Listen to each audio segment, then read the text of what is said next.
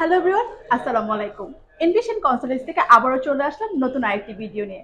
আমার পাশে ভাইয়াকে দেখে আপনারা হয়তো এতক্ষণে বুঝে গিয়েছেন আজকের এই ভিডিওতে আমরা নতুন আরেকটি ভিসা জার্নি সম্পর্কে তথ্য আলোচনা করব। আমাদের সাথে রয়েছে রবিন ভাইয়া, যিনি গতকাল গ্রিক সাইপ্রাসের ফিলিপস ইউনিভার্সিটি থেকে তার ব্লু পেপারটি হাতে পেয়েছে।